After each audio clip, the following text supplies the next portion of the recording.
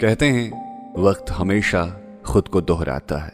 Hello hi, मेरा नाम पंकज जीना है और आज हैशटैग किस्सा में जो किस्सा मैं आपको सुनाने जा रहा हूं उसका हैशटैग है पापा और मैं। पापा घर आए हुए हैं। कहते हैं मैं बहुत चिड़चिड़ी हो गई हूँ, वैसी नहीं रही अब जैसी उनकी बिटिया बचपन में हुआ करती थी।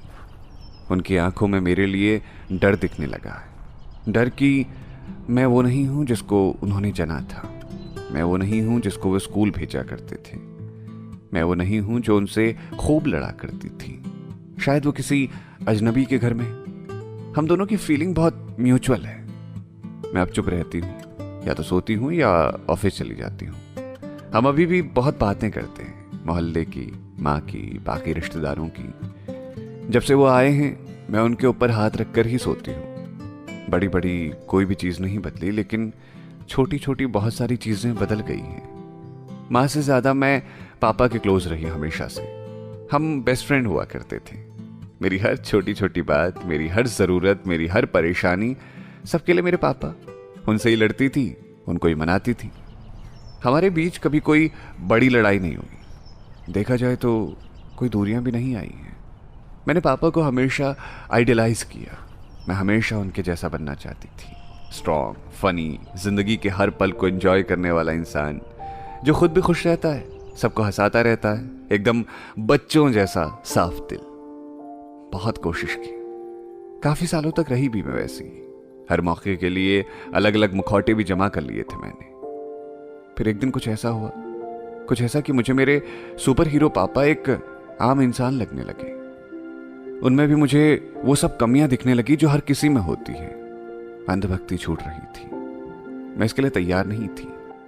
कल्पना में जीना हमेशा आसान होता है। पापा भी इंसान थे, हम सबके जैसे। स्ट्रॉन्गेस्ट तो वो आज भी हैं, लेकिन वो बूढ़े हो रहे हैं। एक दिन शायद वो मर जाएंगे, मेरी हिम्मतें टूट जाएंगी। मैं सुबह सुबह ऑफिस चली जाती हूँ। नहीं पता कि मेरे 10 बाई 10 के घर में पापा पूरे दिन क्या करते रहते हैं। दिन भर में कई दफे मन करता है कि मैं फोन करके उनसे पूछ लूं कि खाना खाया या नहीं, कहीं घूमने गए क्या, किसी पुराने दोस्त से मिले, कुछ भी। पर मैं फोन नहीं करती। देर रात जब मैं घर आती हूँ पापा नींदे से बैठे रहते हैं, खाने पर मेरा इंतजार करते हुए। मैं रोज उनसे कहती हूँ आप खा लिया करिए, मुझे बहुत देर हो जाती है। वो रोज मुझसे कहते हैं कल से। खाना खाते हुए मैं उनको चोर निगाहों से बार बार देखती हूँ। एक सांस में पूरा ग्लास पानी उड़ेल लेने वाले बच्चे में मैं अपने पापा ढूंढा करती हूँ। हम दोनों पहले कुछ देर तक चुपचाप खाना खाते हैं। फिर मैं पूछती हूँ आज पूरे दिन क्या किया। उनका चेहरा एकदम से चमक जाता है, जैसे किसी बहुत टफ क्वेश्चन पेपर में एक ऐसा सवाल आ जाए जिसका जवाब उनको आता है।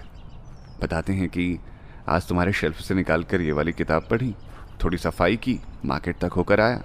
यहाँ पर आम बिल्कुल इलाहाबाद वाले रेट में मिल रहे हैं, पड़ोस वाला धोबी भी यूपी का है। सारा दिन अकेला रहने के बाद जब कोई बात करने को मिल जाता है, इंसान उसे अपनी हर एक बात बता देना चाहता है।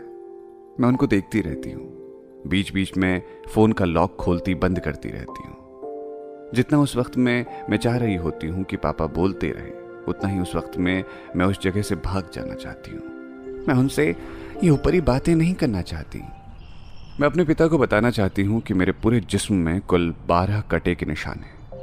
मैं बताना चाहती हूँ कि जब चोट लगती है तो मम्मी या पापा को याद नहीं आता। मैं बताना चाहती हूँ कि आपने कभी मुझे नहीं मारा, इसलिए मैं जानती नहीं थी कि कोई हाथ उठाए तो कैसा लगता है। मैं बताना चाहती हूँ कि मेरी नाक पर और आंखों के नीचे जो चोट के निशान हैं, उन्हीं की वजह से मैं 2 साल पहले होली पर घर नहीं आई थी। मैं बताना चाहती हूँ कि मैं अंदर से बहुत पहले ही मर चुकी हूँ। कुछ भी महसूस नहीं होता मुझे। बहुत मुश्किल है मेरे लिए अपने खुद के भार को ढो पाना। बड़ी मेहनत से खुद को हर रोज, हर सुबह जिंदा रहने की वजह देती हूँ। शायद उनके अंदर भी ऐसा बहुत कुछ होगा जो मुझे बताना चाहते होंगे। उनकी आंखों में एक जेन्युइन चिंता दिखती है।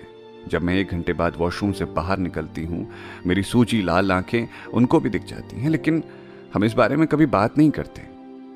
पापा पूछने लगते हैं कि मेरे घर से करोल बाग जाने का रास्ता क्या है। फिर 2 दिन पहले उन्होंने पूछ लिया कि मैं ठीक तो हूं ना। कहते हैं अगर कोई प्रॉब्लम है तो मैं उनसे शेयर करूं। उनकी बातें सुनकर मेरा वात्सल्य जाग जाता है, दुलार आ जाता है उन पर। ऐसा लगता है जैसे कोई बच्चा अपनी माँ से उसकी उदासी की वजह पूछ रहा है। माँ नहीं बता सकती, क्योंकि बच्चा अभी बहुत छोटा है माँ की परेशानियों को समझने के लिए। मेरे पापा भी बहुत छोटे हो गए हैं उम्र में मुझसे, बहुत मासूम हो गए हैं। मैं उनसे उनकी मासूमियत नहीं छीनना चाहती। शायद यही वजह है कि मैं उनको अपनी दुनिया में आने ही नहीं देना चाहती। वो खूब बोलते हैं, एक से एक जोक्स मारते हैं, जोकरों जैसी हरकत करते हैं, हम खूब हंसते हैं। रोल बदल गए हैं, वो बिल्कुल छोटे बच्चे हो गए हैं और मैं उनकी माँ हो गई हूँ। अब शायद वो मुझे आइडलाइज करते हैं।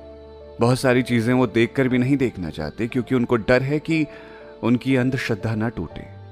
बेहतर है कि अब हम 12 महीने साथ में नहीं रहते। तो ये था आज का हैशटैग किस्सा। सुनते रहिए रेडियो सिटी। मेरा नाम है पंकज जीना।